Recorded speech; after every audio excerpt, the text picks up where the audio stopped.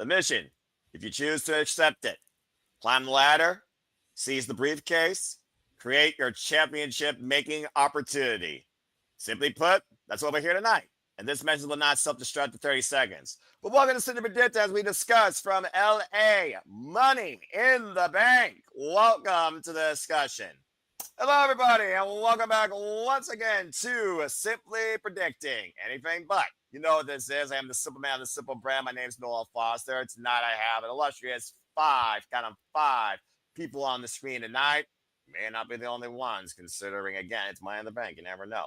Again, we got a lot to discuss regardless of the lack of quantity, but there sure is some fun quality. Let's go around and get everybody's thoughts. Of course, I am with Christopher Rods, one of the biggest. I have Stat Boy with me tonight, Stat Boy Mike, and we are going to rock and roll with Rock and Robes DJ. And we also might get another Dominguez showing up later, so please stay tuned for more on that as Chris went into the darkness and his internet may not be great tonight, but he's going to do his best. And again, I hope I encourage all of you to do your best as well. So please like, subscribe, comment, tell a friend. If you want to dictate the conversation, PayPal the Passions or Super Chat, it's as simple as that. And if you haven't done already, subscribe to all the outlets here that are bringing you the coverage of Money in the Bank this weekend and this stream, including without limited to Rage of Wrestling and Value for Wrestling. Okay, now that I got that out of the way, let's go ahead and get everybody's thoughts. First off, it's good to once again have with me, as always, the man with the stats. I approve them every time. I love to disclose them as I am able to during our watch-alongs. Stat Boy Mike. Stat Boy, good to see you once again. How are you feeling about Saturday's Money in the Bank? Since this is the road to SummerSlam, I believe, since we're getting closer and closer to that, it's a good start to kick off the summer. So we got that going on for us. Expect a lot of casualties, a lot of crashes going through the ladder. I mean, every year we say someone's going to go through the ladder. We just don't know who. We just don't know how. You'll get that holy shit moment before the match is done. The triple threat matches, the qualifying matches, especially like Monday night, was a huge shocker. Couldn't believe that was happening. And we've got 3 brand new NXT people coming into Money in the Bank with the ladies. This is their moment. Whatever they've done in NXT is now going to go to the higher level. Good job to Giulia, Stephanie, and Roxanne. Good luck, ladies. I hope you guys don't hurt yourself too bad, but just wait and see. That's one of those things you don't know your own risk of injury or how much danger you're in. So why not go freaking nuts? It's your first one. If you can't seize the briefcase, you can certainly seize the moment. Just ask Zoe Stark and Io Sky last year with that Michinoku driver for the ladder bridge. Still watch that and I'm like, holy F. But thank you for that, brother. And it's good to see everybody in the chat. Everything Pro Wrestling, Nicholas Ferrante, and Matt Helms. Appreciate you all as always. Speaking of which, Nicholas with a shout out to Rock and Robes. And we are back once again with DJ. DJ, good to hear you once again, my friend. How you feel about Money in the Bank? I'm looking forward to it. It's going to be the year of LA Knight. I'm calling it now. It's about damn time. It's his third one. It's in LA. If you're going to pull the trigger on it, literally now's the time. So that's the one thing I'm mainly looking forward to. The Cena match is kind of meh because I feel like it's kind of wasting a date on Cena, but we'll see. Like I said, I'm intrigued in some of these matches. I'm kind of upset that Chelsea Green isn't in the Money in the Bank ladder match yet, but we're almost there. So yeah, fair enough. And of course, we saw her give her all at Saturday's main event. We don't talk about that after the disaster that happened there. Beautiful disaster, but still. Anyway, well, thank you for that. And always going to be a great time to hear his thoughts. We should have some great matches. He's simply great. And I'm not talking about Frosted Flakes. I haven't had cereal in years, but I appreciate him as he predicts everything and he has a positive attitude. Christopher Rotz is back here once again, sleep predicting one of my fellow 4 horsemen of predictions. Shout out to Jeff Chadwick and Mark Griffith. And by the way, I'm leading all of you. Chris, how are you feeling about Money in the Bank this weekend? I'm feeling great about Money in the Bank. I'm going to give this show a 8 out of 10. Money in the Bank has always been my favorite pay-per-view concept matches of the whole entire year. It's good to be welcome back on Simply Predicting, as this is the eve of my 25th birthday. That is going to be happening tomorrow. So it's good to be here tonight and say yeah to NoDQ.com. Yeah, Aaron Riff approved. And say yeah to no DQ. Of course, Aaron Riff will recap and review Money in the Bank. And I believe he will have his own predictions panel, too. I think I've actually beat his panel. I have no idea. Hey, Aaron, how you doing? Stay tuned. I'm going to send you the form team no DQ, so keep watching. And again, they are VIPs. They are friends. They are siblings. We have one of them in their ever-going rivalry. And right now, Arlene is beating you. But it's always good to have Emmanuel Dominguez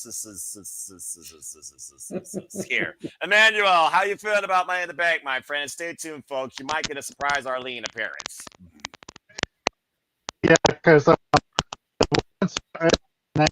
guess he's doing popcorn.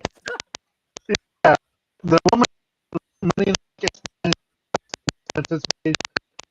you might want to fix your microphone. You're crackling really bad. Okay. Technical difficulties. We're live, pal. All right. Well, while he figures that out, again, folks, you know what to do. You know how this goes. So I think without further ado, I'm going to mute you while you figure that out. Without further ado, everybody, let's get right into it. So again, folks, Saturday, it's a double feature. Please stay tuned. I will do a simple preview of Worlds Collide because I do care about all things wrestling, damn it. But tonight, we're going to focus on Money in the Bank. As Chris said, it comes to us from Los Angeles, California. This Saturday, we have some first-time participants in the Money in the Bank ladder match. We have 4 matches on tap. And, of course, we will be covering it this weekend. So please stay tuned for the Simple Lava Studios. God help me, I'd have to Joey Styles this because it's WWE, and y'all know how I feel about certain aspects, to say the least, when it comes to this company. Well, let's go ahead and get right into things. I think it only makes sense that we kick things off with a Money in the Bank ladder match. For those that don't know, Snippy Ditting, we basically, on the marquee matches for the show or the main events, everyone gets their thoughts. And fuck it. It's 4 matches, so let's go bananas. And why not go bananas with this first? Let's talk about the men's Money in the Bank ladder match, shall we? Of course, everybody participated in triple threat qualifiers to earn their spot in this match. Want to get a shout out quick to the Ranking Wrestling JJ Williams, who's working hard for us with passions. I do have his quick picks, folks, so please stay tuned for those. We have Andrade El Idolo, Seth freaking Rollins, and say it with me, Night. Yeah. Well done. We, of course, have Solo Sikoa, Penta and luchador cosplayer Chad Gable. All right, so let's go ahead and talk a little bit about this. Of course, we know LA Knight was previously involved in this. Seth Rollins has previously won this. Andrade has previous experience. Penta and Solo, of course, have never been involved in the Money in the Bank ladder match. I'm not talking about the person that shouldn't even be involved in this because I don't need to rant, especially when it's 9 degrees and I'm hot and pissed off enough as it is. All right, so you all know how this goes. You've been here over the years. I've done this for no DQs since 2017. You get 2 picks. Your primary is worth 2. Your secondary is worth 1. Please stay tuned, folks, for the forum. We'll be live across all these streams in the comments section and also my social medias once these streams conclude. Some point tomorrow afternoon, I will post it, so please stay tuned. Let's go around the horn and get everybody's thoughts. We're going to start off with Step Boy Mike and go clockwise. So, Step Boy. Men's Money in the Bank ladder match, not the strongest success rate over recent years or the strongest prestige when it comes to the importance and what you can actually accomplish. Hello, Drew McIntyre. What do you think about this year's field for the Men's Money in the Bank ladder match, and who are your 2 picks to win? All right, 2 picks to win. Number 1 is going to go to the visionary Seth Rollins because he out of these 6, I mean, he's the one in the title contention the most. He's the main eventer. He's in the upper echelon of talent. So that's going to be my easy pick. Second, I'm going to go with the guy that's right below him, and I'm going to go with LA Knight. Because this will give LA Knight the boost that he needs. Okay, he's been in mid-card hell for a while. He's had great runs going for the secondary belts on SmackDown, the storyline with Shinsuke, of course, and all that, U.S. title and whatnot. But it is time to pull the trigger on LA Knight and give him that chance for the title. Okay. Bottom line, hands down, he deserves it. He's put in the work. And if you don't pull that trigger now, with all the releases going on, don't be surprised if LA Knight's going to be on that list. We don't want that to happen. I mean, we've lost enough people as it is. We don't need to lose any more. Now, when it comes to Penta, Andrade, and I'm saying Chad Gable. I'm sorry. We know it's Chad Gable. We know this. It's not okay. I get it. In fact, in the stat sheet, I put versus Gable. I put EGA in parentheses. Okay, we know it's Chad Gable. Those three. Number one, guaranteed. You're gonna get Cero Miedo off of the ladder. No questions asked. I don't want Penta to be the one that go crashing through and hurting himself. Any one of the other 5 in that match can take the bump. They'll be fine. But he's going to be the OMG off the MITB moment. It's going to go viral. Which one? Who knows up there? Andrade just came back. I can't give it to Andrade. Solo is, I don't know what the hell Solo's doing. Okay, Gable, he doesn't deserve it, but one of those guys is going to go through the match. It's going to be a car wreck. It's going to be a disaster. Bottom line. As far as the stats go, with Gable coming into this, there is a chance. He's been in the Money in the Bank with, this is Knight versus Andrade 2. They were in the Money in the Ladder Bank match last year, and Knight versus Gable as well. So they get to put that into their stats as well. So who knows where it's going to be a great match, mostly because of Penta. Penta is going to, if I could have a third pick, I would pick Penta. But that's all I can say on that. Fair enough. All right. So, of course, he picked LA Knight and Seth freaking Rollins. And I do feel like those are the strongest two across this field. I mean, LA in LA, is that a red herring to say the least? Because in some cases, yes. Because it's not sponsored by Slim Jim for once. Again, Fireball, is that a drink? Is that a movie? I don't freaking know. I don't care for either. But all right, so that's what Stat Boy has set the field to be. DJ, what's your thoughts on the men's Money in the Bank ladder match? Do you agree with Stat Boy? Do you have any further you want to add? What do you think of Sikoa's inclusion of this? And do you see Jeff Cobb and Jacob Fatu getting involved in his behalf? Or as we've seen the disintegration between Jacob Fatu and Sikoa's friendship of love and family, etc. Could that come back to bite him in the ass? Well, we all know where I stand about the whole Solo Sikoa thing, how his entire arc started with how we should hold the family accountable for wins and losses, but yet Solo hasn't gotten a single viable big win ever since that turn.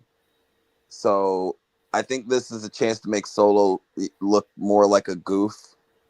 So I'm not really worried about his involvement. Mike pretty much said most of my thoughts. I got LA Knight winning it just because it's about damn time for LA Knight at this point. He hasn't had a world title shot since Roman, which is over a year and a half, almost 2 years ago. Royal Rumble. And I think Seth is a good second choice because I wouldn't mind Seth having the Money in the Bank briefcase again. Especially, it's almost been 10 years since he cashed it in. A lot of people don't remember that. It's been a long time. Cash of the century, WrestleMania 31, to your point. So, like,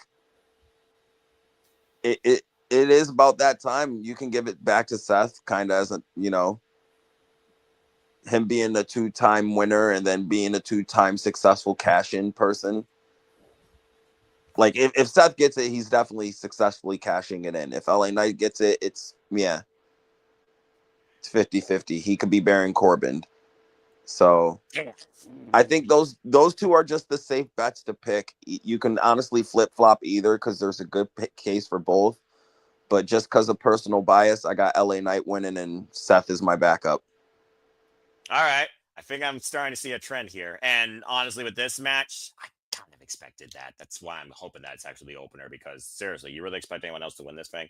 All right, Chris. So again, LA Knight, like we talked about, he has been involved heavily in the United States Championship picture, but it's LA. In LA, it writes itself. And if WWE's about one thing, it's merchandising. And LA Knight moves the merch. Just saying. With this whole idea of the Vision butting heads with Sami Zayn and CM Punk, neither of which involve at Money in the Bank in any capacity, lest we forget.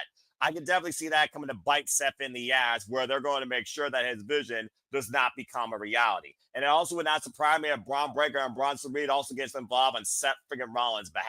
I expect all hell to break loose here in LA.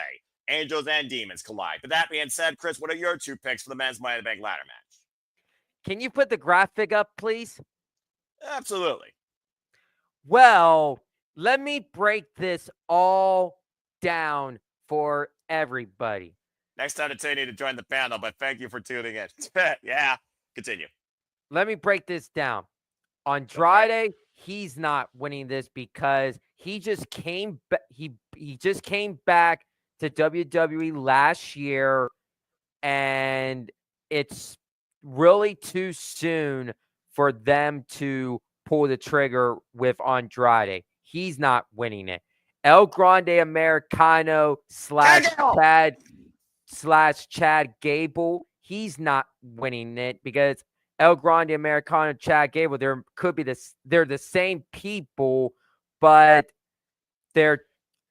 he's not winning it. Penta, he just came onto the scene. He's not going to be winning this. He's in this ladder match just for the big moments, the viral moments, and I wouldn't be surprised if we see a Mexican destroyer on Saturday in the Money in the Bank ladder match. That would be crazy. I would be ecstatic. So Penta, he's not winning this because of we're going to be seeing him reunite with Rey Fenix as the Lucha Bros as a tag team down the road. Solo Sikoa, he could be a wild card in this, but sorry about that. That's funny though. I like that. But Nia Jax, we got luchador cosplayer Chad Gable and Solo Sikoa. This is brilliant. Continue. With Solo, he got stuff going on with Jacob Fatu and the United States Championship. I see that leaning towards a feud for the United States Championship, maybe at SummerSlam. And I know DJ said Solo, he hasn't got a big win since. I feel his big win is going to happen maybe at SummerSlam, where Solo dethrones Jacob Fatu as United States champion. So Solo doesn't need it. My 2 picks are going to be LA Knight. This is his time. This is 3rd year in a row in Money in the Bank. We all thought he was going to win at Money in the Bank 2023 in London. And let me tell you, that crowd was red hot for him to finally win it, but they went with Damian Priest instead. 2024, he was supposed to win it, but he had stuff going on with Logan Paul with the United States Championship last year. It didn't make sense. This year, it does make sense. Now, my other pick is going to be with Seth Rollins. And here's a hot take for you guys. I feel this Saturday, we know Braun Breaker and Bronson Reed will be kindly helping Seth out, but don't be surprised if we see the returning OTC Roman Reigns on Saturday night to cost Seth the match. And we know CM Punk is going to be there. I feel Sami Zayn is going to be there. And where you guys are getting to drift is I feel we're going to get a 6-man tag match at Night of Champions on Saturday, June 28th from Saudi Arabia, where we get Seth, Braun Breaker, and Bronson Reed versus Roman Reigns, CM Punk, and Sami Zayn at Night of Champions. So my picks are LA Knight and Seth Rollins. There you go. JJ approved. And speaking of JJ, his quick picks are LA Knight. Yeah, and Chad Gable. All right. Well, fair enough, Chris. I want to get a shout out quick. By the way, the last person that joined, it's not Avatar Woman, is the other Dominguez. It's Arlene. Hello, Arlene, my friend. And look at you. Look at where you are. Perfect timing, perfect spot. How are you? And go ahead and give your 2 picks towards the men's Money in the Bank ladder match. And hello, Datilla. Please follow her, folks, when it's wrestling time at Rangers of Wrestling. And Charles, good to see you. One more thing real quick. Chad Gable, I swear, if someone says a Grande Americano, I'm putting your ass in the penalty box worse than the LA Kings that are out of the Stanley Cup. Stop saying that effing name. You're ticking me off. Listen, I don't know what you're talking about with Chad Gable being El Grande Americano. No, you are clearly delusional. You gotta understand, they're not the same person. They've already proved it in kayfabe. Arlene, hello. Please say your 2 picks for the men's Money in the Bank ladder match before I go insane in the membrane. Back up. Go ahead. Okay. I'm gonna go with. I don't know. Like I feel like there's a lot of red. Like Solo, I feel like it's not gonna win it because I feel like Jacob's gonna cost him. Seth's not gonna win it because most likely Roman's gonna cost him. But I could see him maybe like that would probably be my second pick if I had to pick one. So yeah, Seth Rollins would be my second pick.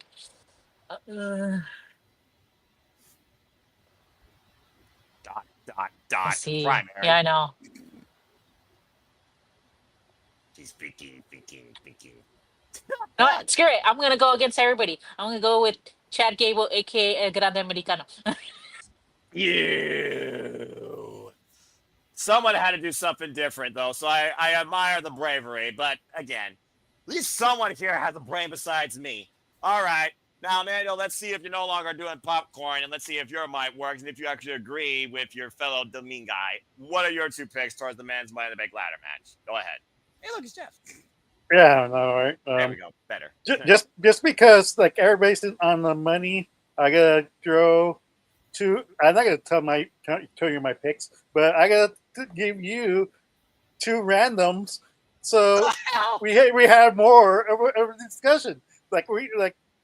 I gotta pick Andrade, Cien, Artemis to This win. is why Arlene's beating you in every league. But go ahead. But yeah, Andrade, Cien, Artemis. Like if JC Jane could be NXT Women's Champion, why can't Andrade, Cien, Artemis win Money in the Bank? That's fair. Why can't Solo Sikoa win Money in the Bank and prove he is the tribal chief in the Bloodline saga that's never going to end? That's a hot take that we're never going to discuss. But Slaughter.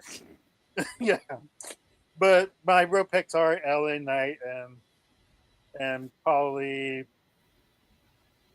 Chad Gable. Grande Americano. Shut it. Don't. You said the proper name. All right. Only because I think JJ's on the money. Like eventually, once Grande Americano wins the title, he's gonna unmask himself as Chad Gable, and then Adam Pearce is gonna, or Nick Aldis is saying like, no, that's not your title, and then they're gonna vacate that title and have a tournament for the World Heavyweight Championship, most likely.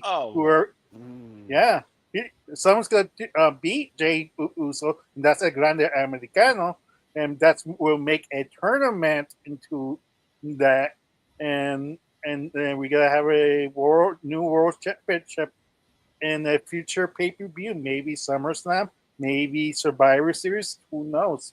That's the span they have, and to crown a new champion. Even in Saudi Arabia, maybe we get it over there. Who knows? But I have a funny feeling that that's going to happen. if they do a championship tournament and Night of Champions to challenge for a WWE World Championship, the Money in the Bank might as well be retired. All right, bottom line, you guys pretty much said everything that needs to be said. It's LA in LA. If the megastar doesn't win Money in the Bank, why the fuck he's there in WWE? Is he going to go to Raw and go after the Intercontinental Championship held by, I don't even remember anymore. And then, of course, we have, again, the rest of the field. It's Latinos everywhere after Worlds Collide in California. It almost feels like it was just made out of circumstance, to say the least. And so is Sikoa. I mean, there's no reason for him to hold Money in the Bank, I feel like, right now. Like, really, is he going to have Jeff Cobb hold it for him? Is he going to expect Jacob Fatu to protect it for him, but Jacob Fatu is still the United States champion? And Seth Rollins is in this budding feud with an opposition with CM Punk, Sami Zayn. And whether or not Roman Reigns shows up, I do think, Chris, you're on the button when it comes to a six-man tag. But it's not a champions. I don't think you do a six-man tag there. If not a champion, it's about championship matches. I think they push this out with WWE's long-term storytelling. You got to make the two-night SummerSlam actually worth going because Cardi B ain't worth shit. You got to freaking do a six-person tag team match. I said what I said. You got to do a major match there with major superstars. So there you go. But, yeah, it just makes sense for me to pick LA Knight definitely as the dominant one. Thank you, Charles. When was the last time he defended the title? Don't care. Anyway. Workhorse my ass. All he's working on is how much his freaking cholesterol is going up on those chicken nuggets. Go get sponsored by Tyson. Anyway, I'm in the mood tonight. Can you tell? Yeah, I'm definitely going with LA Knight here. And Money in the Bank doesn't work with Babyface. Penta is going to do a damn Canadian straw off top of the ladder like he did at freaking All Out in 2019. And at this point, Andrade, he wants opportunity. Andrade would be such a pick out of left field, but with the AAA acquisition, it will be an interesting way to make Money in the Bank maybe be worth more than just a WWE championship, being formally involved as a AAA mega champion. So, I mean, currently held now by Hijo de Vikingo. Kingo and Andrade, by the way, might be something interesting too. And no worries, by the way, I'll definitely plug you. But yeah, I'm definitely going to say right now, LA Knight, and the second one, fuck it, Andrade. It's got to be something different that happens here to make Money in the Bank worthwhile for me if I'm going to call this shit. Just saying. Give me something worthwhile. All right. And shout out to DJ. You can follow him, folks, at Rock and Ropes. Again, priorities over passions. And again, he causes mischief in the spaces, and he tells you how it is. Follow him at Rock and Ropes. Thank you for joining us, DJ. All right. One match down. It only took about 30 minutes. This actually might go quicker than I thought. I like this so far. Let's go ahead and move on to not a Money in the Bank ladder match. Let's go on to the other match regarding a championship, shall we? And it's a rematch. So let's see if lightning strikes twice, as this match brought us by something called Spike. It's the Women's Intercontinental Championship as Lyra Vaquer defends once again against the man Becky Lynch. This match now more about respect versus revenge. After Lyra beat Becky with her eyes closed and a busted nose, Becky Lynch has sour grapes and wants to face Lyra again, as she still believes Lyra owes her everything for where she's at. And when Becky raised her hand back in NXT, she expects Lyra to do the same when she beats her at Money in the Bank. But we saw what happened on Monday Night Raw. And if we're still in WWE Logic land, Logic, LLL, you know what happens based on what happens on the go home when it goes to the PLE. So maybe they break that trope. Or maybe we're fortunate enough that Lyra remains the Intercontinental Champion. I don't know. This one actually might be the most surprising to me. Hell, it was the best match at Backlash. It could definitely steal the night here. Let's go ahead and get y'all's thoughts regarding the WWE Women's Intercontinental Championship. And we will go ahead around the horn to Chris to kick things off. Chris, do you have a brand new WWE Women's Intercontinental Champion? Or does Lyra put the man in her place once again? Well, I'm going to tell you something. I was wrong at Backlash. And I should have just said, let me just go with Lyra just to be safe with everything. But I was the one that break up the trend. So I'm sorry. But thank you for allowing me to kick this off. I'm going to say this right now. This Saturday, I'm not going to be wrong for the second straight time. I'm not. I'm sticking to my guns, and I'm going to say Becky Lynch will become the brand new WWE Women's Intercontinental Championship. And here's why. I personally believe once Lyra Valkyria almost raised Becky Lynch's arm, we're going to see the returning Bayley on Saturday. I feel Bayley is going to return Saturday, and that is going to start the Becky Bayley feud for the Intercontinental Championship.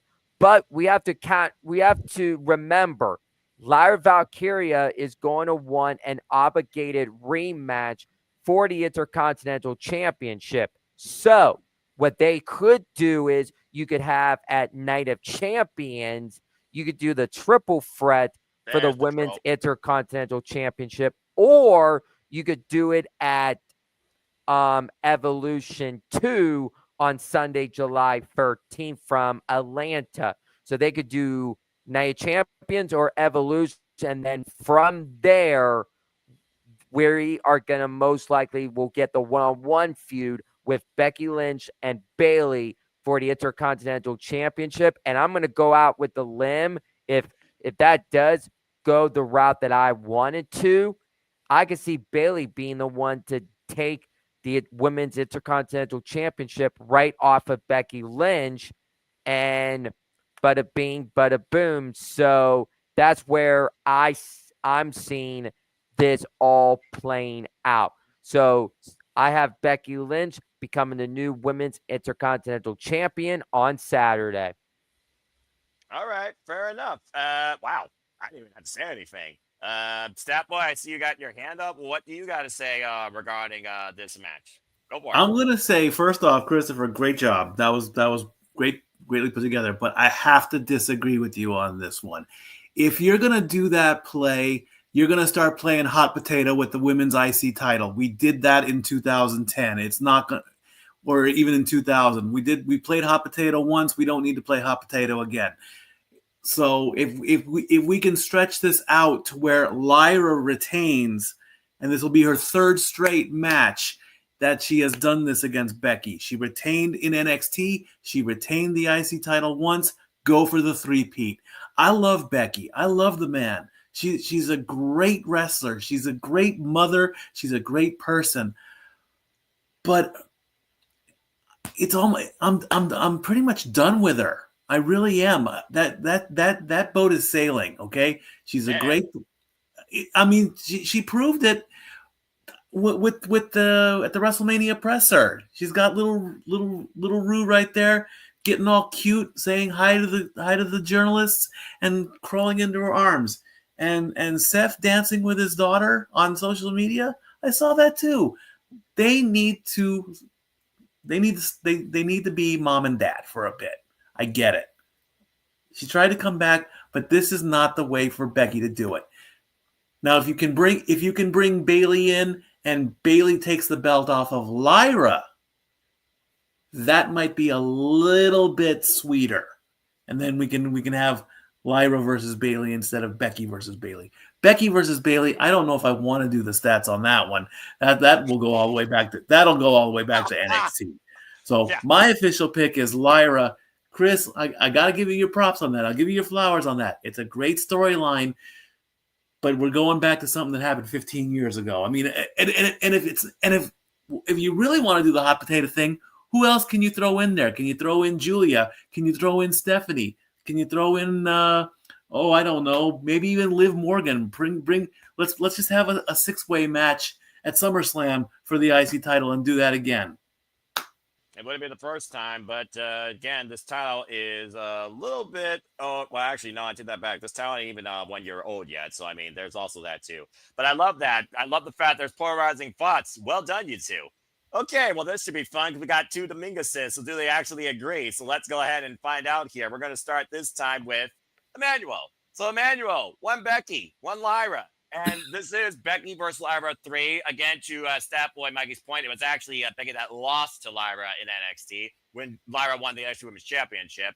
But we saw what happened at Backlash when those two went tit for tat, and why she was partially blind. Lyra still pinned Becky. But we are also in California, where everyone knows everyone's favorite former hugger role model is from the Bay area, not too far away from LA, and you don't need a map to know that. So, Emmanuel, do you have a new WWE Women's Intercontinental Champion, or does Lyra retain somehow? Keep in mind, folks, the predictions are about who leaves with the gold, and disqualification and countout means Lyra will retain. Go ahead, Emmanuel. Well, I think it's kind of complicated because like if Lyra emotions like lately, has not been in check. Like how far is she gonna go? Like you mentioned though, like a DQ for Lyra is like and she gets the title. That's a smart way to make Becky not challenge Lyra again because technically she wants like like that continues the feud the Becky versus Lyra because Becky never lost. Like so so by default, I think Lyra is gonna retain by DQ by somehow because like I said, I heard two things going to happen. Like she's gonna lose it and that's when the referee's gonna or she's gonna cost herself or Bailey's going to interfere, and that's how and cost Becky the match. So either way, I think Lyra might retain this, and Bailey could be the responsible one why she had that because Bailey's like her mind is not what the IC title right now. It's just revenge on Becky. Fair enough, and I believe you're definitely on point. And of course, we believe in Kim. I'm just saying. I mean, that goes without saying, Charles. All right. Well, that being said, that's 2 Lyras, 1 Becky. Hey, Arlene, I believe Lyra's retaining. Which side do you agree with? The floor is yours. Wow. Listening to everybody say their picks and stuff. Me I to was two. thinking, I was thinking to myself, like, there has to be a reason why they're doing this match again. And at first, I was kind of agreeing with Chris. I'm like, why would you do this match again unless you have Becky win? But then you guys mentioned Bailey, that she's from San Jose. Would who's more desperate to win the title, Lyra or Becky? I feel Becky's a little bit more desperate than Lyra, so I could see her trying to cheat to win. Maybe this is where Bailey comes in, does something to Becky when the ref is not looking, and Lyra retains. And you know what? I could see that happening. So I'm gonna go with all you guys. I'm gonna say it's Lyra, only Yes. because, like I said, like there has to be a reason, and that is a reason. Like to me, it just doesn't make sense to have a rematch, especially with the stipulation that's in and everything like that. It seemed kind of weird. But then it's like you guys mentioned that Bailey.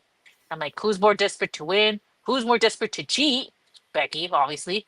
So it's like you have to think about that. It's like maybe like I don't think Lyra's there yet where she's gonna lose her mind. I just think Becky's more desperate because it's like she needs this title because without like if she can't challenge for it, and the fact that Lyra's had the best of her, you know she wants to finally be able to say, even though she cheated, like I finally beat you. I might have had to do dirty things to get to beat you, but I beat you. So yeah, I feel like Becky's the more desperate one, so I feel like Becky might cheat.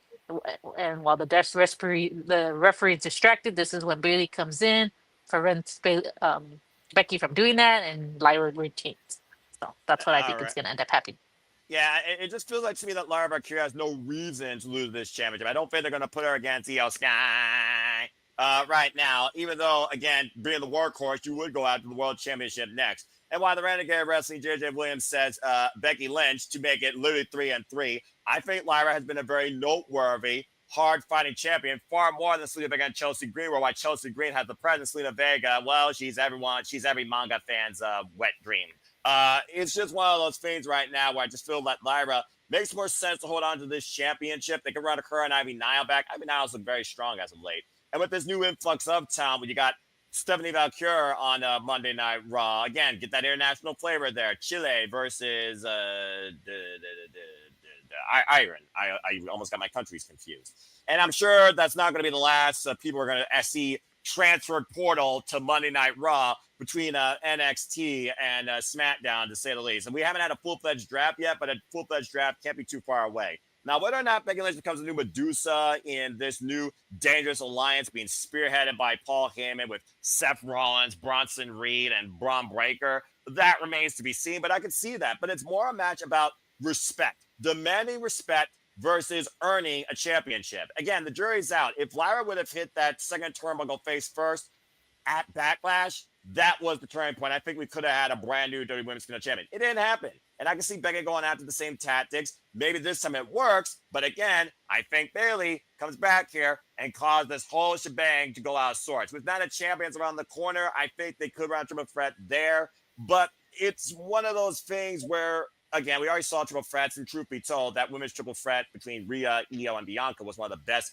WWE Women's Championship matches this year. That was the best Women's Championship match at WrestleMania. And I can see them running for their kind of championship as well. We've seen 3-ways and 4-ways for their kind of championship more times than I can count. I almost look at last year, Braun Breaker, Sami Zayn. What happened? Money in the Bank, Sami Zayn retained. The following PLE was a major PLE. Braun Breaker crushed him. Do they do the same thing here where Money in the Bank's not as big as SummerSlam, but they still consider it bigger as one of the big 4, 5, whatever the hell WWE can't count or can't realize what they got?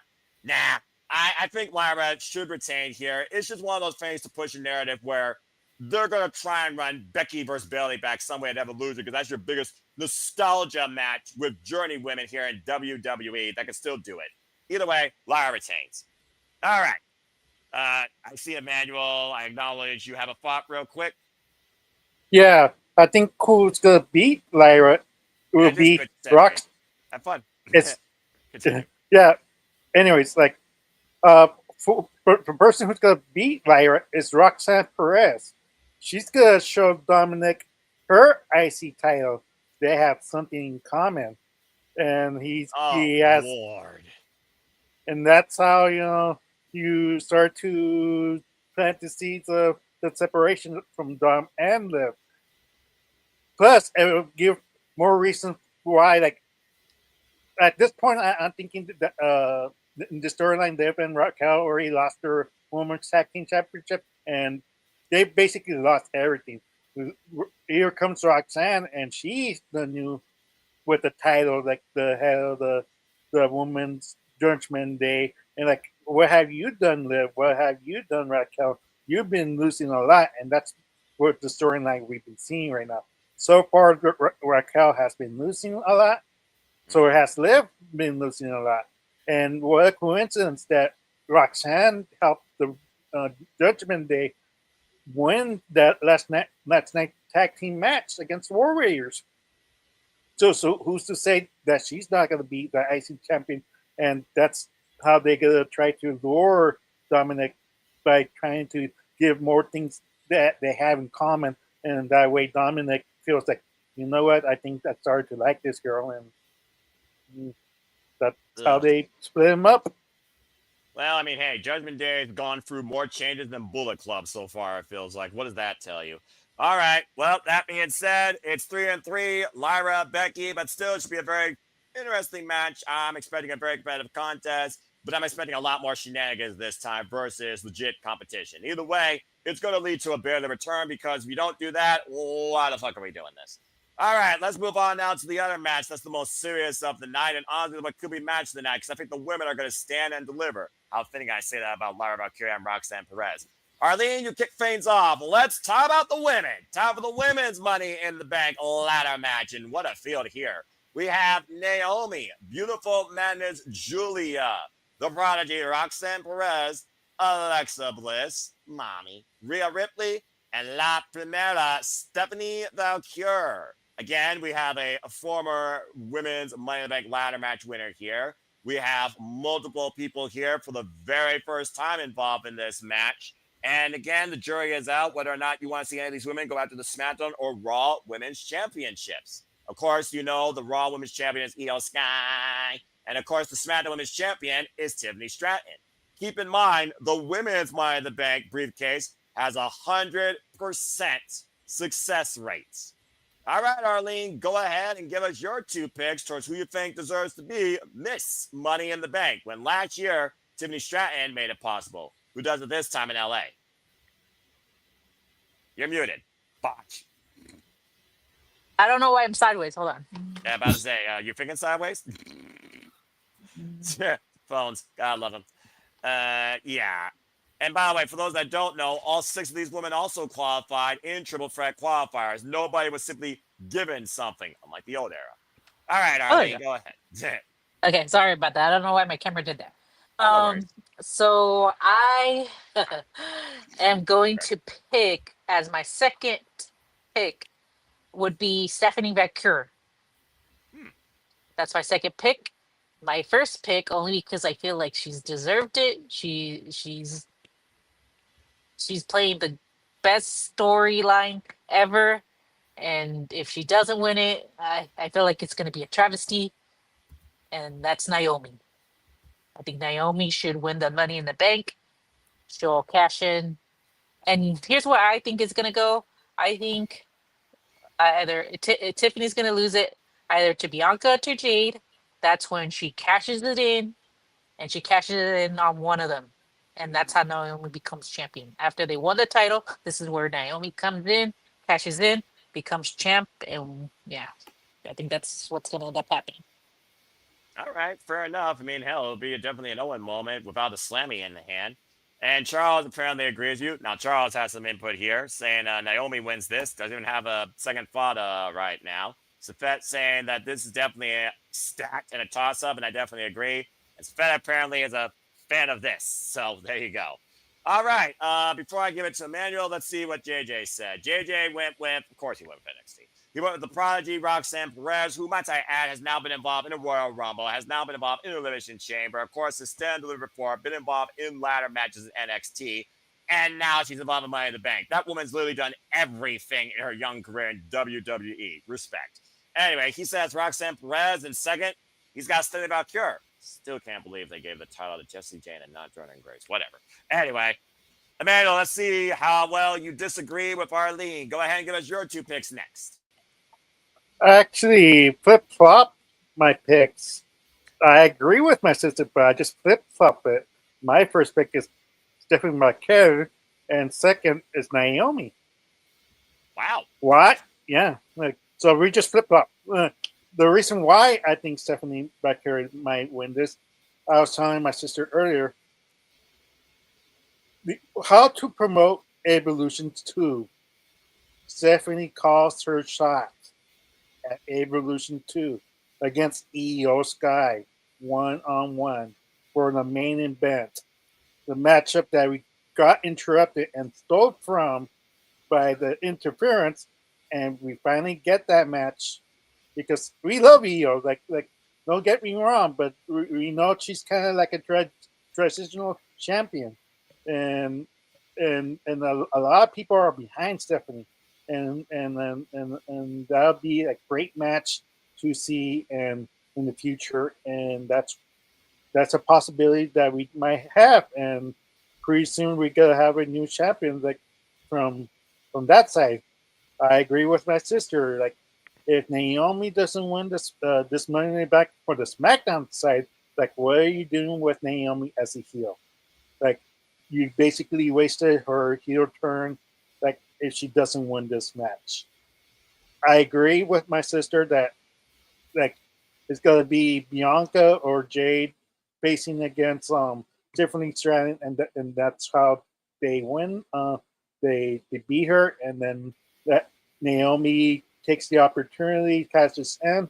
But sadly, both scenarios. But sadly, WWE doesn't want to book the woman Money in the Bank storyline that long for some reasons. The only exception was Tiffany Stratton, but even that fell short in the long run. But yeah, like it's one of those cases that we might see a cash in either in Revolution 2 or in SummerSlam. Again, you gotta make the 2-night SummerSlam, the first ever 2-night SummerSlam in WWE history, something noteworthy, something to remember at that point, Mike. So again, it's a fair point. Let's keep this in mind also, folks. Last year, it was the men Monday Night Raw that won that briefcase. It was the women SmackDown side. Do we get the same thing here? Do we reverse the order? Do both go to Raw? Do we do Raw and SmackDown? Keep in mind, your primary pick for the men's Money in the Bank ladder match was L.A. Knight. Yeah, and he's on SmackDown. So just, wondering if we're trying to balance out brands here. Because, again, they said the Money in the Bank briefcase holder will be able to cash in for a world championship. Theoretically, they didn't say their own brand. So maybe it actually matters now that you're holding the briefcase and you can go after either title. Maybe they're making both titles matter again when it comes to the briefcase. Just something to think about. Especially, again, women, 100% success rate.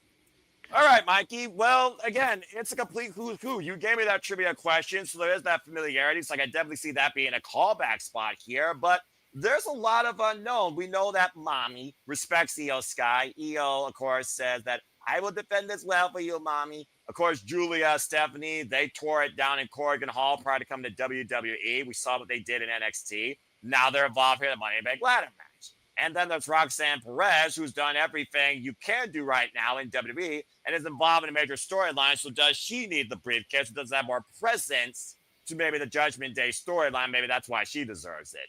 So what are your two picks and your thoughts in this Women's Bank Money in the Bank ladder match? Go ahead. All right. I'm going to go with, as my first, Roxanne Perez.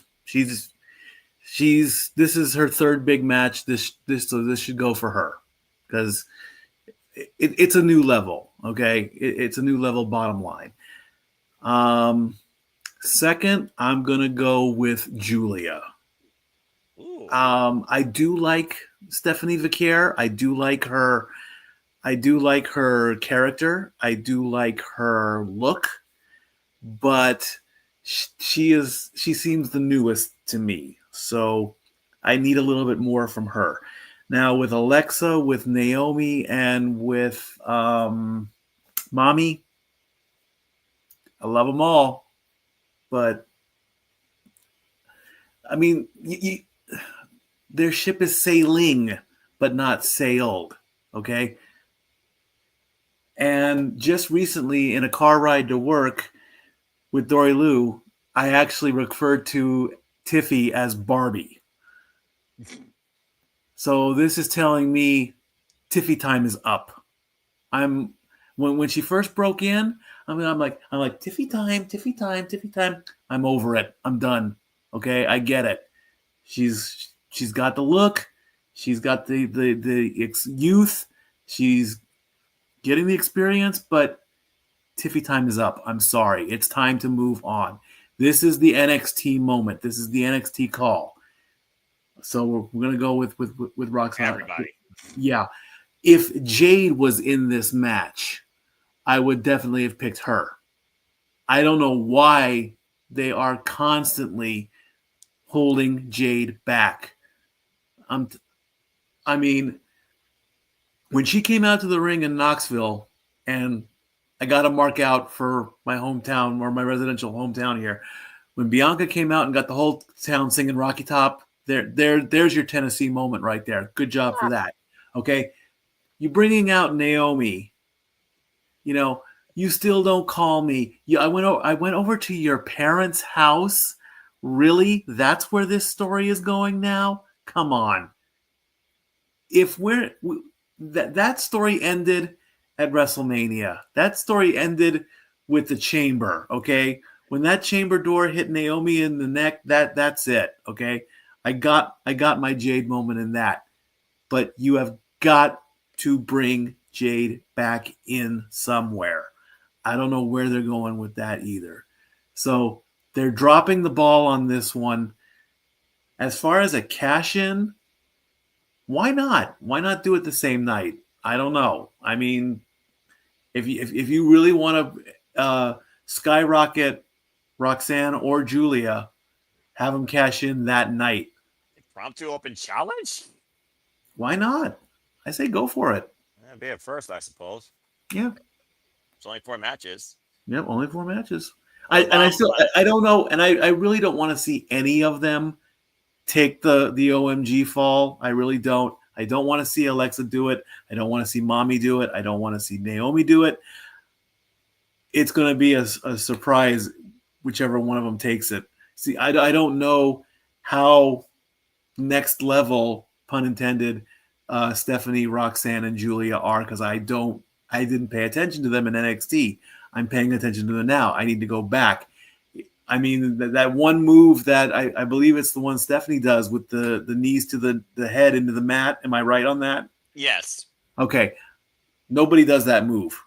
I've never even seen that move. I don't know what I'm missing in that move. Put that on a ladder. Somebody's going to get stitches that night. Fair enough. Thank so you're you. going with Roxanne, Perez, and what was your second there? Giulia. That was very unique. Okay, before we go to Chris, I did see your hand, Emmanuel. Interesting picks, though. I mean, I think we're going to get Pop Ross off the top of the ladder. Giulia is bloody insane if you all followed her work in Stardom. Giulia and Vaquer, the definition of fight forever. And then there's Naomi. And with the Blonde Summit we got with Alexa Bliss, Charlotte Flair, and Tiffany Stratton, it feels like something already is going there. Maybe they're trying to turn Alexa Bliss and Charlotte Flair into a tag team. And then you got Mommy. She's there. But again, what's her place right now on Monday Night Raw? Limbo. What you gotta say real quick, man, before we go to Chris? Oh, just to answer Mikey real quick. What do you do with Jade? Like, if Naomi does win Money back and wins the title, like Jade wins the Rumble, and basically Naomi beats Jade at WrestleMania, and that's how you highlight her as a champion at WrestleMania. I think Jade's going to come in this match and screw Naomi up because their bad blood is far from over if you've seen what's happened as of late. And Bianca wants nothing to do with it. Maybe, I don't know. I think Naomi's trying to push that button. And again, where does Bianca stand this as well? Limbo. You're going to find out. I mean, there's a lot of talent missing in this. You got to put everybody everywhere. So it's like you said earlier. Could we see Roman in the men's Money in the Bank? Could we see CM Punk in the Money in the Bank? It goes for both It goes for both matches. A lot of people have got a lot of stories to continue, and with Money in the Bank, it's no DQ, literally. I mean, so anybody can come out at any time, and it'll bring up a lot of streamer react moments also, which I want to see you do again. Though I love those things, by the way. Look, as long as the people want to keep us covering it, I'm willing to do my part to engage in it. So there you go. Again, there you go. The things I do for friends. All right, Chris, go ahead and give your two picks for this. And it's definitely a who's who here. It's definitely a more dynamic field. It's not as cut and dry as the men. Hello, LA Knight. Yeah. So what do you guys say regarding this women's Money in the Bank ladder match? What are your two picks? Can you put the graphic up, please? Yeah, absolutely. In case people don't know, again, folks, everybody qualified for your triple threat qualified. I want to put this in perspective, by the way, what also Mikey said. That was 15 women involved in setting up this Money in the Bank ladder match. I'm just saying, 9 from Raw, 9 from SmackDown. So what's to be doing the rest of them? You tell me. Go ahead, Chris. Well, let me break the women's Money in the Bank ladder match down for you guys. I don't see Giulia winning it because we saw on last Friday on SmackDown, she was teasing to have a feud with Selena Vega over the Women's United States Championship. So that would definitely make that title matter more. Please continue. So Giulia's not winning it. Roxanne, she's been in the Royal Rumble matches. She's been in Elimination Chamber. She's now a part of Money in the Bank. She's now officially a part of Monday Night Raw. Will Triple H pull the trigger on Roxanne? I don't think it's time yet. I was thinking about Roxanne 2 weeks ago, and 2 weeks later, I just said she's not winning it. Next up, Alexa Bliss. I saw her last Friday on SmackDown talking to Tiffany Stratton, and I do believe we're going to see a Tiffany Alexa Bliss feud for the WWE Women's Championship. She's not winning it. La Primera, Stephanie Valkyrie. Is it her time to shine? Is it her time to be on top of the women's division? I'm going to say she is ready, but it's early for her to win the Money in the Bank, because if we're hearing Stephanie Valkyria going to go challenge Io Sky for the Women's World Championship, I feel that is going to take place at Evolution. And I'm agreeing with Emmanuel. That is probably could be the main event of Evolution. I was thinking the same thing just today. So, thank you, Emmanuel, for I'm agreeing with you on that. So here's my two picks. My two picks are Naomi and Rhea Ripley. And why I say Naomi is I feel she is going to be the one to dethrone Tiffany Stratton for the women's championship. She's going to cash in. She's going to have a successful cash in attempt. And then we have to worry about Jade Cargill, Bianca Belair.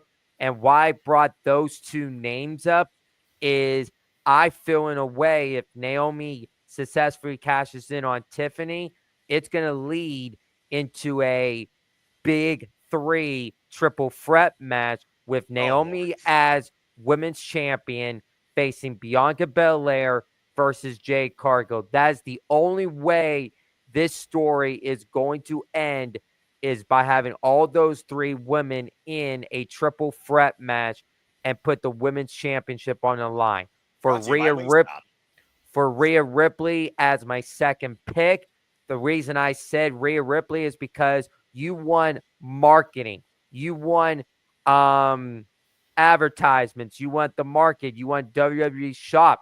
People are going to invest Mommy in the Bank. They're going to want the purple briefcase that says Mommy in the Bank. You are going to want T-shirts that says Mommy in the Bank. And you got to look at the business side of things if they want to market that. And I'm going to tell you, if Rhea Ripley does win Money in the Bank, we know she's going to go after Io Sky. And how she's going to get to that is we got Crown Jewel Perth from Australia.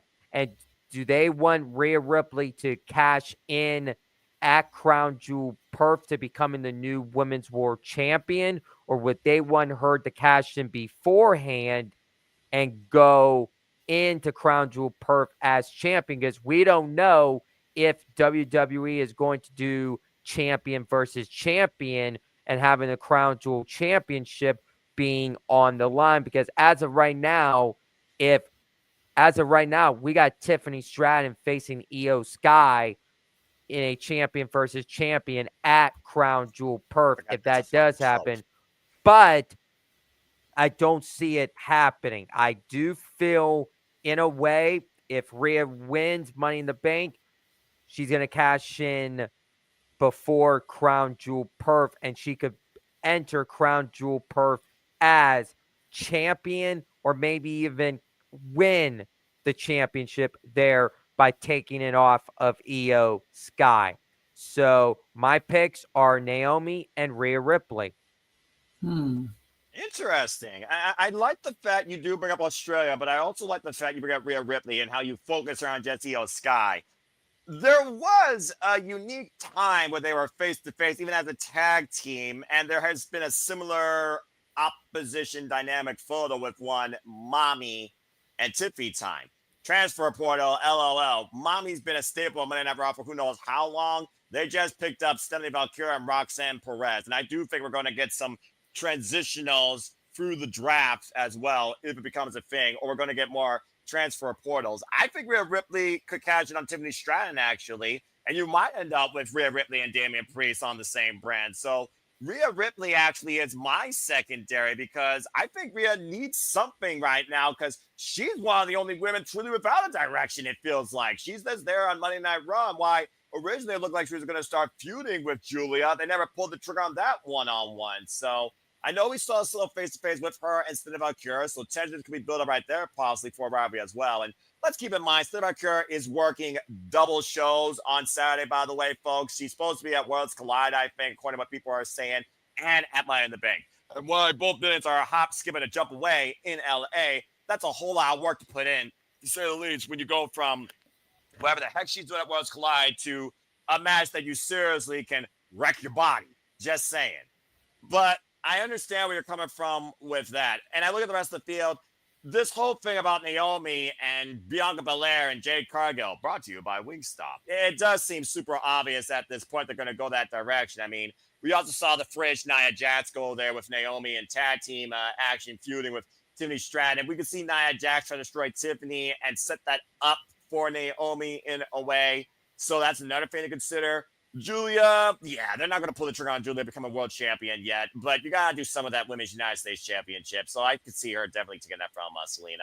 Roxanne is already a marquee player in a main play storyline, but if you want to add more power towards maybe Donovan Mysterio picking her versus just the chicken tenders, yeah, the Money in the Bank is definitely a betting key to say the least, where Finn Balor might be trying to make Roxanne Perez the main focus of the Judgment Day. Again, there's been more tradition in the Judgment Day than been in Bullet Club, just saying. Alexa Bliss, Charlotte Flair, they're either going to have a feud or they're either going to become a tag team because Lord knows we have no women's tag teams in WWE. I'm just saying. So every woman here offers a unique dynamic if they win Money in the Bank and if they don't. But I think right now I got to go with Rhea Ripley because I think she needs something, whether storytelling or whether your marketing does come into play, because Money in the Bank actually does make some unique WWE sense. I can see them literally making a shirt that night and a briefcase the following night for everybody to get. Hello, Natalie. So, yeah, I think I'm going to go with Rhea Ripley as second, and I think I'm going to go Roxanne Perez as my first. So, good thoughts, everybody, and very unique thoughts that you brought forward, Chris. And let's see here. She's in a tag match at Worlds Collide. Thank you for that. Again, I haven't seen the full card yet, and I'll disclose that probably later this week in my simple preview. Either way, tag match, she's still going to get banged up, especially if she's facing former AAA women tag team or women champions. Just saying. It's just one of those things right now where Alexa Bliss, she was MIA since what? Elimination Chamber. And right now the focus is her, Tiffany, Charlotte, the Blonde Summit. So it's like, you know, you got to do something with that there. She doesn't need the briefcase. Why she is, I will give credit where credit's due. She is the only one in this field to have won the Money in the Bank ladder match and thus cashed in successfully. If y'all don't remember how she cashed in on Ronda Rousey versus Nia Jax. Same night. All right. Before we get into our main event, Chris, I do see you have your hand. What you got to say real quick? Did you just say something? Something! You son of a bitch. The freaking hell. Damn it. I'm a freaking victim of my own gimmick. I hate it. All right. Lord. Well done. A little bit late on the ball there, but at least it was you and not the chat. All right. Well, we had some unique thoughts towards the Money in the Bank ladder matches. We had a very 50-50 panel when it came to the Women's Intercontinental Championship. I was quite surprised by that. And it feels like the men's Money in the Bank is much more cut and dry, but I still think the Money in the Bank ladder matches are going to be marquee to say the least. And while the Renegade Wrestling JJ Williams went with champion that you can't see and the viral disease, let's go ahead and give everybody's thoughts towards what's likely going to be the main event. Why it should be Gunther versus Jey Uso, it's not. It is this match. We have this tag team match. That's all it is, folks. A tag team match.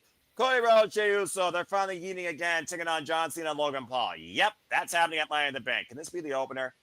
Damn it, Charles! All right, let's go ahead and brief you up to speed with this, shall we? John Cena, of course, beat R-Truth at Saturday night's main event. John Cena put the pressure on Jey Uso that same night as well and tried to ruin wrestling for Monday Night Raw. Tried to help Logan Paul win the title. Thank Christ that didn't happen. Logan Paul took on Jey Uso for the World Heavyweight Championship in a losing every Saturday's main event, beat him up post-match, and Cody Rhodes returned for the first time ever since losing to Travis Scott and John Cena at WrestleMania. Fuck that rapper. That being said, we now have Cody Rhodes and Jey Uso tagging together. Former WWE Undisputed Unified Tag Team Champions, taking on John Cena and Logan Paul. No titles on the line, but you do wonder if John Cena might try to ruin professional wrestling again, soften up Jey Uso for possibly the men's Money in the Bank ladder match winner. So there you go. And Logan Paul's there too, because LA. Viral influences, whatever. Yeah, this is as random shit gets, and people are still thinking that Cody Rhodes is going to be the guy to take it back from John Cena.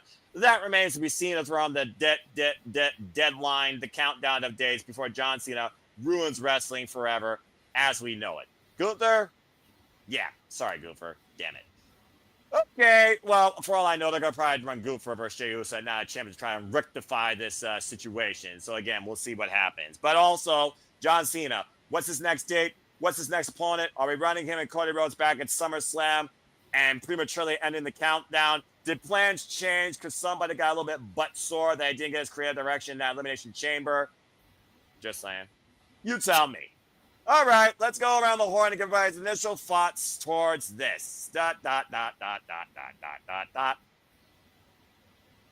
Chris, what's your thoughts towards this tag team match? Who you got winning? Does someone get cashed in? And go ahead. Well, if that is gonna be like another bonus point in the Don't give prediction form, ideas. I'm gonna say there won't be a cash in this match. But who I have winning this match, I got Cody Rhodes and Jey Uso winning this match on Saturday. And here's why. We have to understand this, that this coming Monday on Raw, we got Jey Uso defending the War Heavyweight Championship against Gunther. That kind of gave it away on who is winning on Saturday, and that is Cody and Jey. Then afterwards, we got Jey and Gunther on Monday, and I am going to say this. That match on Monday is not going to end clean. It's going to end by somebody costing Gunther the match on Saturday, and that is going to set up Night of Champions or Saturday night's main event from Atlanta, Georgia. That is the thing. And somebody is from Atlanta, Georgia, and his name is Goldberg. I feel Goldberg is showing up this Monday on Raw, and he's going to cost Gunther the match, and that's going to literally set up Gunther and Goldberg for Night of Champions or Saturday night's main event from Atlanta. And who I feel is going to take the fall in this match is I feel Logan Paul's going to be the one to take the fall in this match to protect both champions, the World Champion and the Undisputed WWE Championship. And what's going to be next for John Cena? Here's an interesting thought. You know, Saudi Arabia likes to do big-time matches. Would they want to do John Cena, Cody Rhodes Part 2 in Saudi Arabia and have a big-time WrestleMania rematch in Saudi Arabia? They could go with that route, or they could say Cena versus Rhodes at SummerSlam.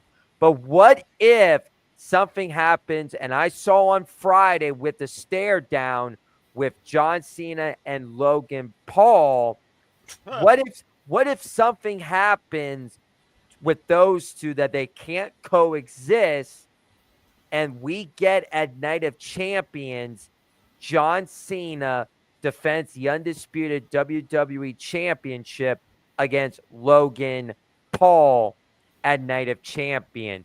So I give you guys something to think about before making your picks. So, yeah, this Saturday I got Cody Rhodes and Jey Uso. Jerry Slaughter admires your optimistic idea of booking in a world where heel versus face might as well be as blurred as choosing between vanilla and chocolate at your local soft serve machine. All right. Well, that being said, interesting thoughts. And again, you're right. The summer of wrestling does include Night of Champions, Saturday Night's Main Event, Evolution, all before SummerSlam. As far as the cheap-ass Temu Super Bowl ring, crown jewel thing, and Purple Australia, fuck that. Go to the pawn shop with that. And again, what a cheap trope. All right, as Cody Rhodes did win that last year and pretty much screwed Gunther on the World Championship as we know it. Okay, let's go ahead and give announce some spots here. We're going to go a little bit different direction this time, counterclockwise. Stat Boy Mike, this is a match.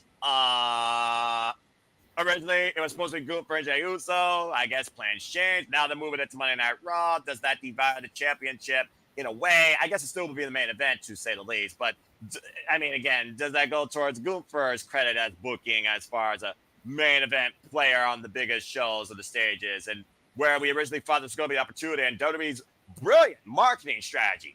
How the hell do we ruin the Monday Night Raw main event by having Jey Uso be cashed in the day before? God forbid they actually follow their own itinerary. But again, it's a scary thought to say the least. What do you guys say regarding this tag match with both champions involved? It's a bit of a throwaway match, and it's a bit of a throwaway date as well.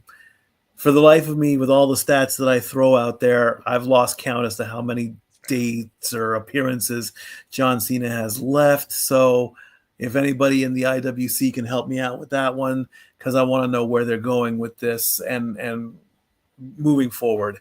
So I'm going to go with the face team. I'm going to go with Cody and Jay on this one, mostly because, you know, Cody's back now since leaving at WrestleMania.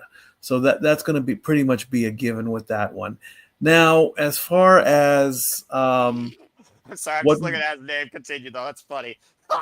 as more of with Cena ruining wrestling and all this, one of my coworkers at my new job, hence the shirt I'm wearing, by the way, this is my new thing here, but so I'm doing that out. Somebody said that, and I'm basically stealing from my coworker at this point. What if John Cena is behind Truth leaving because he wants to ruin wrestling? How do you ruin wrestling? You take away a really cool character by a really good person. Let's face it, Ron Killings played that part perfectly. Ron Killings is R-Truth. He's Hall of Fame bound, all that good stuff. If this is if they're, you know, if this is all legit and whatever, we don't know. That's the beauty part of the current state of professional wrestling. We don't know what's real. We don't know what's fake. We don't know what's scripted. We don't know what's kayfabe anymore. That's the beauty of it. Fair point. What if Truth pops up in this main event? I mean, is the contract over? Did his contract expire? I mean, he's still a fan. He could probably buy a ticket. You know, Bully Ray. Here's something Bully Ray said. He wants to see R-Truth show up on a TNA show or on an AEW show as a one-off, still thinking he's in WWE. Oh, okay. Jesus. Will that be funny as hell? Absolutely. Yes. I mean, R-Truth could take a phone book and start calling out names. It would be funny. He could go to McDonald's and order a hamburger, and it'll be funny. Order a Whopper. He won't even order a freaking Big Mac. Exactly. But that's a whole other level on that. Yeah, now, as far as this match, of course, I'm seeing that Cody is going to pin Logan. Because let's face it, John's not going to want to take the loss in this one. You don't want to have Jay get pinned, because if Jay gets pinned, he could lose the match against Gunther. You don't want to see Cody get pinned or lose the match in his first night back. So that's going to set up everything for that.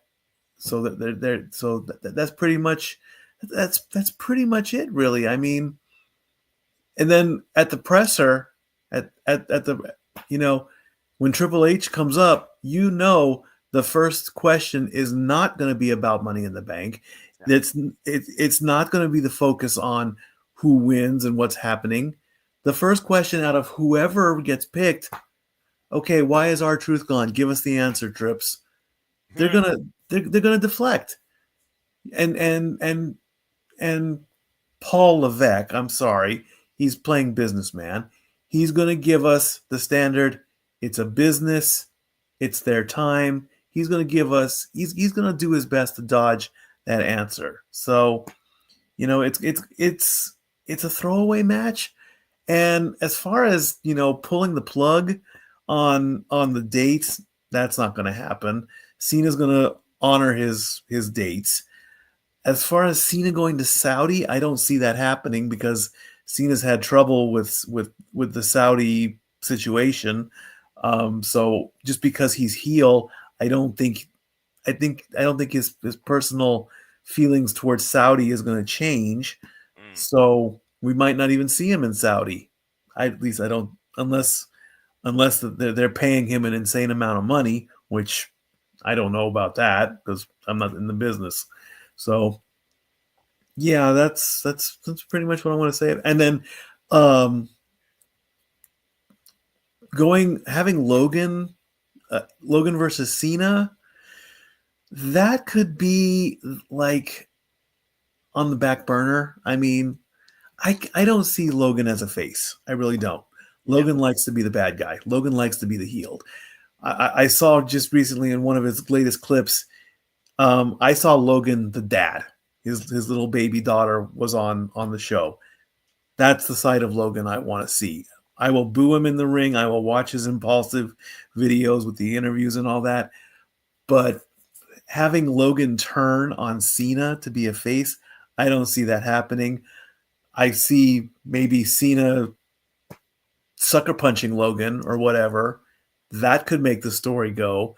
But it's like when it was that tiny little botch on Monday Night Raw where Cena wanted to leave, Logan wanted to fight, and look how well that turned out. That tiny little step where Logan's like, where are you going on? We're fighting. And Cena kind of gave him a look like, keep with the story here. So I'll give that about a 20% chance of happening. But other than that, and as far as cash-ins, I don't see any cash-ins night of. Not at all. Yeah, fair enough. Logan Paul and face. I might as well be living in Bizarro World, all right? Yeah. Well, it's LA. LA is Bizarro World. That's why I left. No, I'm just kidding. I mean, let down the economy. But you know what? You're also not wrong. Again, angels and devils. How do you distinguish the two? I don't know. All right. Well, Arlene, let's go to you. Does everyone understand how much Emmanuel does not like John Cena yet? This is hilarious. Just wait till we get to the final show. This is freaking brilliant. Let's see how many more name changes he comes up with. Why Arlene gives her thoughts. Well, Arlene, it's not Randy Orton, and we haven't seen Randy Orton involved in any capacity towards this since R-Truth screwed him out of the Undisputed WWE Championship in his hometown at Backlash. I don't even know if Nick Aldis suspended him. But that being said, John Cena, Logan Paul, who punches who first? Cody Rhodes, Jey Uso, they're yeeting. They aren't losing. I'd be shocked if they lost. What do you got to say regarding this unique tag match, and what do you think comes from it? Go ahead. Well, I'm going on the contrary to you guys. I think John Cena and Logan Paul are going to win. What? And you know who's going to help them? Gunther. Gunther's going to cost Jey this tag. I do not see John Cena losing because let's face it. Let's say Jey pins Logan. Okay, like whatever, like even if Cody pins Logan, it's like okay. I feel like you need to stretch out the Cody versus John Cena match until maybe like November. So that's why I don't think Cody's gonna be pinning John Cena in this match because that's what a lot of people are thinking. This is how he gets his rematch. Don't see that happening. I feel like Gunther could be, messing with trying to get into Jay's head. And how easy is it to get into a set? And if it's not Gunther, it's gonna be Seth and his buddies, because they don't get along either. Someone's gonna come out and distract them. 1, 2, 3, Jay gets pinned. It doesn't mean that he's gonna lose on Monday Night Raw. It doesn't. It's not guaranteed. For all you know, maybe Jay will retain. Maybe Gunther's gonna get distracted by someone else. You just don't know. I don't think John Cena's gonna lose this. And who's better to distract the people than because let's think about the last time Cody and Jay won. Like they were more of a comedy act at the uh, at the at the at the press conference, Right. It was and fast. you're trying to distract people from. I mean, that could be like one of the things like you get them to win, you distract people by, but it's at the same time, it's like, ooh, like I had actually told my friends, like when Stat Boy Mike said, I actually pointed that idea too to my friends. I'm like, imagine this is how you get John Cena to really be heel. He says The Rock. He called The Rock. And he told them, I beat this guy. Why does this guy need to be in a company if I already beat him? Like, let's get this Joker out of here. Let's save money, Like, and he tells the fans that. I was thinking the same thing. Like, you gotta make John Cena a heel. How do you make him the heel? You have John Cena pin Jey Uso. And how many people are gonna be pissed at that? The fact that he pinned the other champion. He not only pinned Cody and beat him for the title, he beat the other champion on the other, show. Damn. He's now defeated both champions, even though it wasn't for the title. You know how much John Cena would love Robbie? I not only defeated your Cody Rhodes, I beat your person. How many people are going to be pissed at that? That is why I think. Might as well not watch Monday Night Raw main events. So that is why I think someone's going to cost Jay to get distracted. Not even just Jay, get Cody distracted as well. And this is how you have John Cena pin Jay Uso.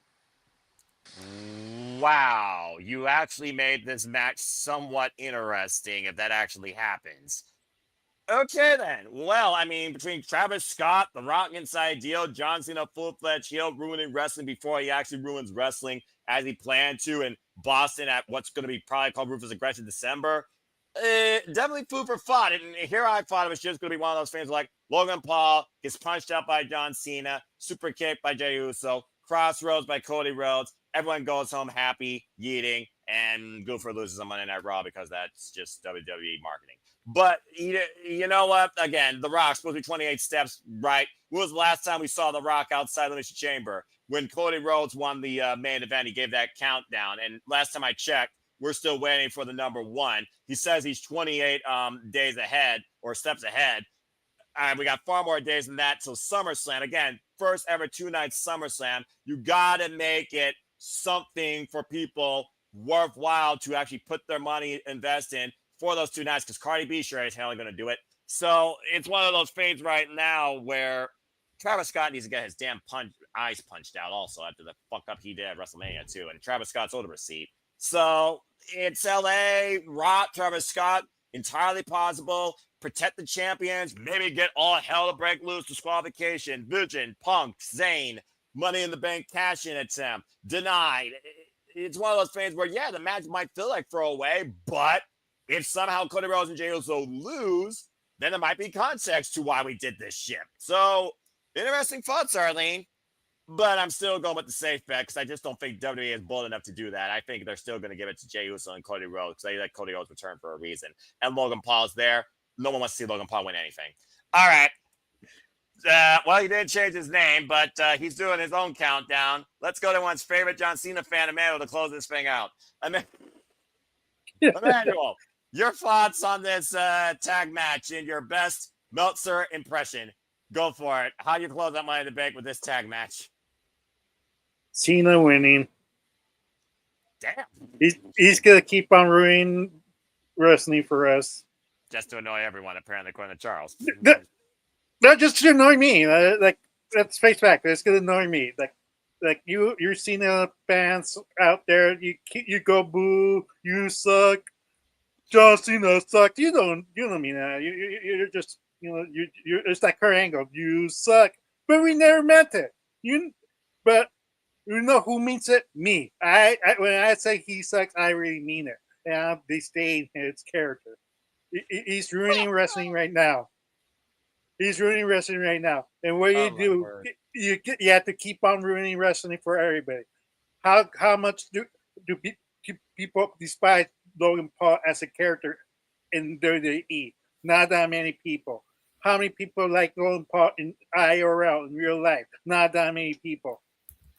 People are crapping on John Cena because he's teaming up with Logan Paul himself. It sounds like they're just adding So more heat to the tag team. yeah, exactly.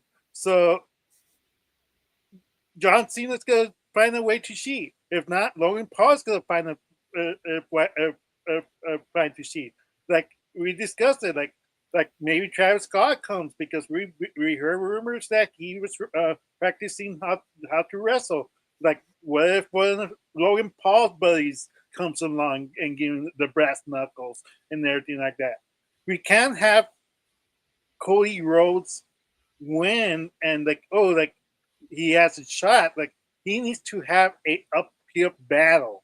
He needs to have that because right now, like if he wins, like Jey Uso needs to lose his title immediately, and then we could have to have Cody Rhodes win it like right away because like I'm sorry for those Jey Uso fans, but he's basically the replacement when Cody Rhodes had his vacation.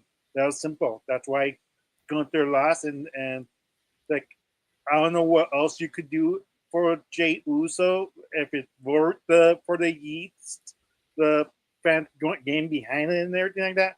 Other than that, like I'm not sure. Like I feel he's bland as a babyface. His fierce, it's ugly and bad. That Roman Reigns do the spear for crying out loud. Yeah, this is a rant. This is a rant for me. Like, oh, jeez. So clearly, there's not clearly right now when it comes to the World Championship pictures. He does not like either one of them right now in WWE. Yeah, exactly. So right now it's just one of those things. Like it's hell for me. Right now, like WWE is like it's bad. It's bad. Like I get what they're doing. Like they're not caring for me. They're caring for the casual fan out there. They're not caring for the IWC as much as IWC are complaining about certain things. They don't complain care about what everything. and I agree with Mikey. It would be funny if R-Truth came to TNA and then, hey, it's Dolph Ziggler. It's Nick Nemeth. You should know Lord. this. If he shows them against all odds, I'm blaming all of you. And I could continue on with this rant, but that's all I have to say about this match. Fair enough. Wow, this match really got more content than I thought. Well, again, as long as WWE keeps moving that Yeet merchandise, they ain't going to hurt Jey Uso's character, identity, dynamic, as far as I'm concerned. Logan Paul doesn't move merch. He just moves numbers on social media. John Cena is John Cena. And Cody Rhodes has been the best babyface to move merch and have fan appeal since John Cena. So it's one of those things right now where you got three people that move the needle inside WWE. And then you got Logan Paul, who moves the needle on social media, where pop culture is more so taking over WWE from within as we know it. But yeah, I don't see Cody Rhodes and Jey Uso losing. I mean, last year the freaking Cody opposition lost to Sikoa, and they're like solo challenging Cody Rhodes at SummerSlam for the freaking undisputed WWE Championship. So it makes sense here for Cody to pick up the win here for the team. And if Logan Paul miscommunication causes that to happen, but somehow John Cena doesn't get pinned, Logan Paul does, it's still going to lead to Cody Rhodes, John Cena at SummerSlam.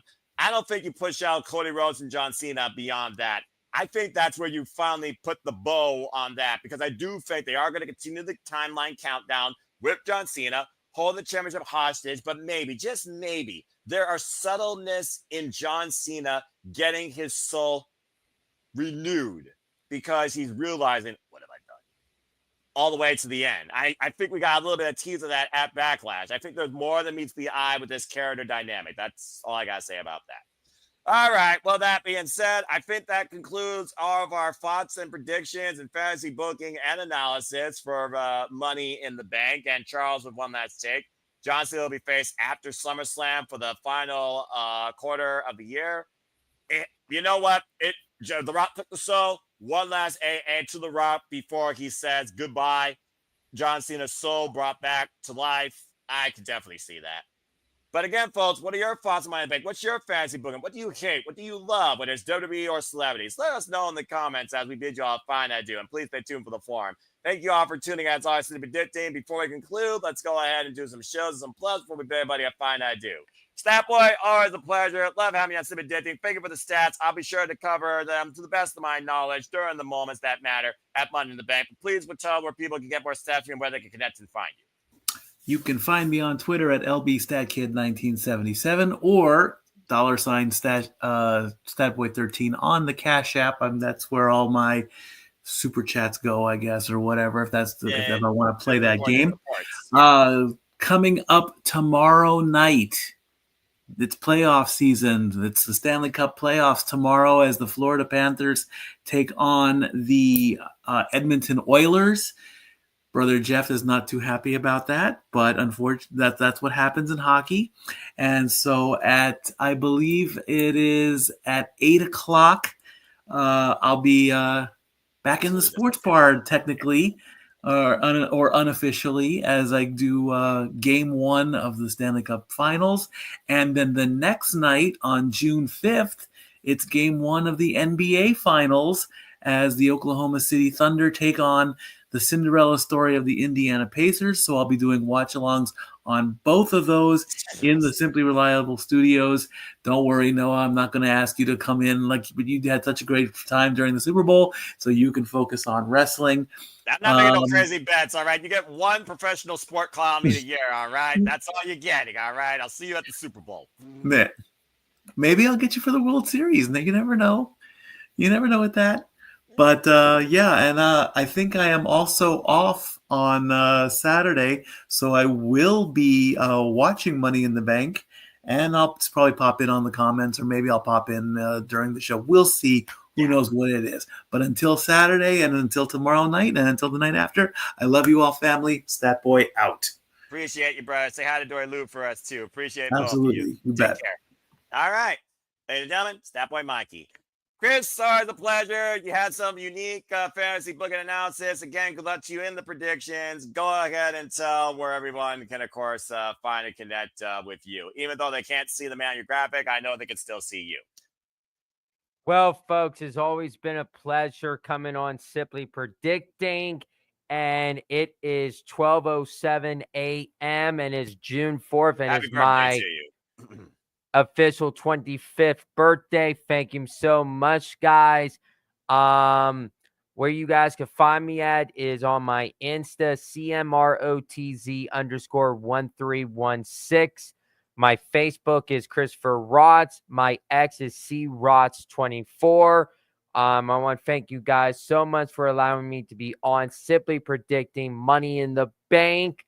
It's always a pleasure. Say yeah to NoDQ.com. I got to get out of here. Have a good night, everybody. And always believe in Joe Hendry. You son of a bitch. Say his name and he appears. I believe in Joe Hendry. You had to get in there just one dang time. All right, Chris. Happy birthday. Thank you, brother. We'll see you next time. Get some sleep, bro. All right.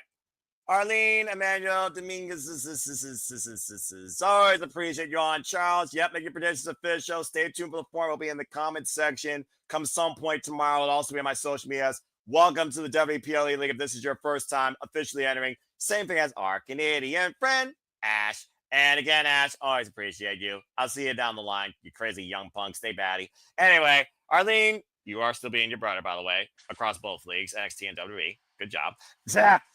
But go ahead and tell where people can further connect, communicate, and find you.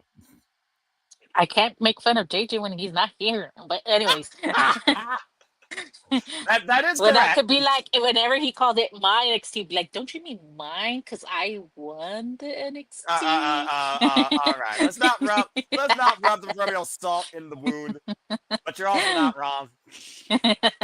And for some reason, I could guess what NXT is going, but when it comes to WWE, I just like they stir some curveballs in there where I'm like, damn it, I would have been Well, perfect if Stupid Yoshi hadn't showed up. to be fair, Stupid Yoshi. Battleground screwed the pooch on the calling. You might as well call them the new utility players. Anyway, please continue. Anyways, you can find me on Twitter, Arlene73244, on the Instagram, Arlene Dominguez, and on Facebook as well, Arlene Dominguez as well.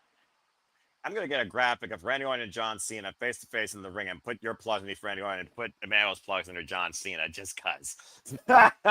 Anyway, speaking of Emmanuel, Jesus. Why you do that to me, guys? I mean, I hate Cena. Why have to be with Cena? What the heck? Why not? Hey, they're best frenemies. Anyway, go ahead and tell where people can continue to find you and communicate with you, whether or not you like John Cena too, Emmanuel. Oh, Lord, appreciate you. Go ahead and play this stuff. Yeah, just follow me on Facebook, Emmanuel Dominguez. I have 2 accounts, like one's for Yahoo, one for Hotmail. EDM7224 at Instagram and on DX. And one last reminder: if you ain't hating on John Cena, just cheer for him, for crying out loud. Like, don't boo that guy. If you really hate him, just boo him. Just boo the guy. There's a reason why this hero doesn't feel natural. Because you guys keep cheering for this guy, even though he's heel. So make up your damn mind and stop being fickle, like Diane Bryan says. Thank you. All right. So that was a hell of a closing statement. Appreciate you, Emmanuel, and appreciate all of you that are tuning in live or on demand. Again, please like, subscribe, comment, tell a friend. There'll be a City predicting 14 against the Lost, 10:30 p.m. Eastern Standard Time live this Thursday night. So please stay tuned for more on that. And again, El Grande Americano is Chad Gable. El Grande Americano doesn't exist. It's luchador cosplayer Chad Gable. All right. Well, again, if you all want to engage and further argue with me regarding this that I will never agree with you on, go for it. I dare you. I will rant about anything I wish. Find me if you choose, primarily at M. Foster 1916 on YouTube and on the X. For all fans wrestling, shout out to W Fam on the social medias and on Twitter. We'll be going impromptu again, I'm sure, pretty soon. Again, JJ, damn it. Again, if you haven't already, please follow the Rage of Wrestling Walter Cruz. That's Rage Wrestling Walter Cruz on YouTube. Follow our Canadian friend Ash at Dash on the X, or become part of Batty's Time of the Day at Batty for Wrestling. Again, that's Batty for Wrestling. Our young pump that loves NJPW and AEW, but also engages in the WWE, not so much NXT. Again, you can find the Randy Wrestling JJ Williams. He wasn't here, but of course, you can find him on the social medias too. ROWJJ Williams, Cast 18 Studio, or Cast 18 Studios on YouTube, of course. And again, if you are around in the X, find yourself in the spaces, whether it's with DJ, whether it's James, whether it's JJ, whether it's Ash, or whether it's, anybody that you come to know, including Hannibal and Nicolas Ferrante. Find the simple, reliable spaces. There you go. Spaces scheduled for you. Again, I want to put up DJ's graphic here as we're at the end. He was part of the fun too in there at the beginning. So please follow Rock and Ropes if you want real text and you want chaos to ensue. And if you feel like a mighty good time this late at night, whether you're on the East Coast or West Coast, check out the Tilla when it's wrestling time. Where not only she knows that El Grande Americano is not Chad Gable. That's why she's my NOLA partner for life. We got to engage again soon, my friend. But you could also follow her. She gives you reviews and takes primarily on TNA and other shows too. I think she also will be doing Money in the Bank. And if I was her, I would definitely do Worlds Collide because it is Spanish.